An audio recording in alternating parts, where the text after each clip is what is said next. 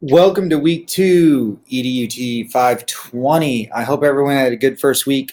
I would like to say I really enjoyed reading your bios. We have such a diverse background, a group here, and I think we're going to have a really good course learning from each other, from TOSAs, from technology, from moving out of first careers into second careers. There's a lot of different viewpoint and vantage points. So I'm really excited about that. I like to start out all my courses with either movie quotes or book quotes or pop culture quotes. And this time around, this fall 2 session, I'm using movie quotes. And so I love this quote. If you put your mind to it, you can accomplish anything. And that's from Marty McFly in Back to the Future.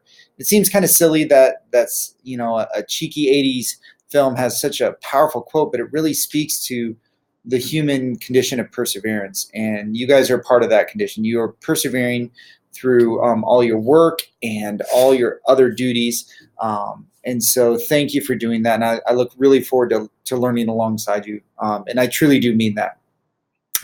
When you're posting on the discussion boards, just a quick note, don't worry about spacing, margins, indentations. I know sometimes Blackboard, I just had issues with formatting with this announcement. So sometimes the formatting issues can be a little wonky. So don't get caught up on that. Just make sure you are using APA formatting for your references and things of that nature. So moving into week 2, my week 1 was great, and I will be grading your assignments and everything you've turned in the next day or 2. But moving into week 2, we really do look at the historical and psychological foundations of curriculum and the chapters from the book, chapters 3 and 4. The first chapter that you're going to read, 3, is on the historical side of curriculum, and chapter 4 is all about the psychological foundations. And so once again, I'll be the first to admit this book is not a page burner, right? But there's so much good content. It is a little heady and dense, but it's so good. So persevere, right? Push through that. Side note, if you can see, I got some lights back here. I'm in my backyard. It's late. I like doing my videos outside because it's so gorgeous in the evening times in the Sacramento region. And so I hope the dark background with the little lights back there and the light in my face isn't too distracting. If it is, shoot me an email. Let me know because this video is for you guys, and I hope that doesn't detract from you guys. And so your discussion board question, I can pop over into it, but it's in a big paragraph there. And really, this bullet point says the same thing. You're going to take something from chapter 3 and 4 out of Ornstein's text, and you're going to find a scholarly article that kind of connects to it, and you're going to do a quick literature analysis. So, a quick summary of it, takeaways, implementations you could take from it. Make sure you do your citations, and tell us what you thought. Try to make some connections to what you're doing currently.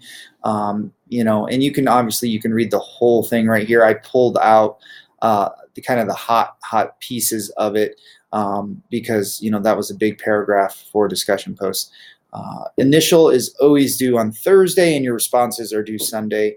I highly encourage that you get your initial done way before Thursday, because that gives the class time to do those other posts, right? Because if everyone's doing their initial post on Thursday, it only gives you a couple days to get your responses in, and the conversation is not as robust. And really, that conversation is a big part of your program. So your assignments for the week, you have 2. You have your discussion questions, and you have a graphic organizer.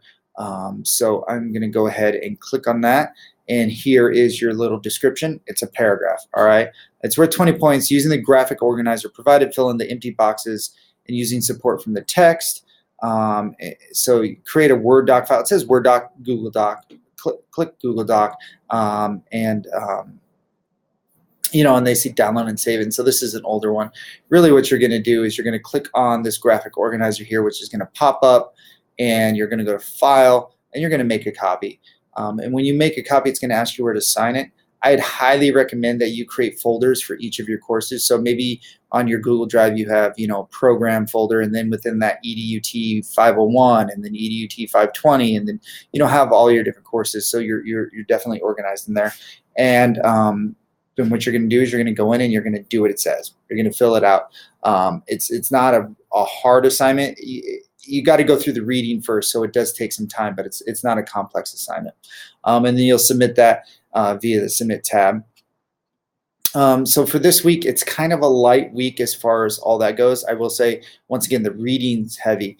But looking forward, there's a couple things. One, in week 3, there is a collaborative group presentation. I made your groups for you. So I'm actually going to pop in. Well, I'm not going to pop. Well, yes, I will pop in there.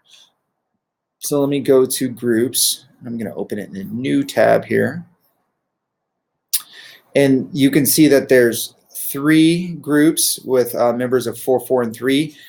These are team names from movies. So, you can kind of guess where they're from, and if you want to put it in discussion posts, just do a quick, hey, this is where it's from. It's kind of fun. I like naming my groups different names of different movies. I'm not supporting or endorsing any of the movies at all. It's just a little bit of fun. So I've assigned your groups with your group members in there. And so what you're going to do is you're going to go in and you're going to make a slide, a Google slide deck. And it really, I don't need to read this for you. You guys can read. You are in a master's program. The big thing for me, I guess it's kind of my pet peeve when it comes to doing slides is, one, make sure when you share it with your teammates that they can edit it, and you share it with me that I can put comments on it. Only one person needs to submit it, and you don't need tons and tons of information on each slide. You can use the notes sections of the slides to put all your references and to put the text like what you were going to present, what you were actually going to say. So you can do that. And so then your slides actually look like slides that can be presented. Some people tend to put way too much information on their slides because they know they're not actually presenting this. It's not good slides. And so really make your slides like you're actually going to present them. Use the notes section on the slides to put your references and what you're going to say. You could even, put group members' names and like what they were going to say. If you guys actually want, you could do a screencast using Screencastify, which is what I'm using to record this on. And you could actually go all together and find a time on Google Hangout and present it. You don't have to do that. That's just one way you can do. But here, this really walks you through everything. I've taught 520 a couple times now, and this is a great assignment. A lot of good information out of there. So that's that. And so finally, on the look ahead, library orientation. This is something that you need to do live time. So once again, pop in and read this document this week because it's a little bit, it's not lengthy, but there's a lot to it. And so this is going to talk you through it, but I actually did do a separate announcement post right here, and this is straight from Library Services. Your library orientation is on November 5th, and there's very specific things you need to do, and I bullet pointed those out for you. So after going through all that, if you have any questions, remember just text me, email, call, Fox, direct message on Twitter, whatever you need to do to get a hold of me, because I want to make sure you guys know what you need to do for that, because I had students miss it, and I can't give you a grade on the assignment if you miss it. There's no way around that. And there are some makeup times, but they didn't get those as well. So here's to a great week 2. Super excited to see what you guys have coming up in not only your graphic organizer, but really looking towards week 3 with that slideshow. So once again, if you have any questions, just get a hold of me and have a great week 2.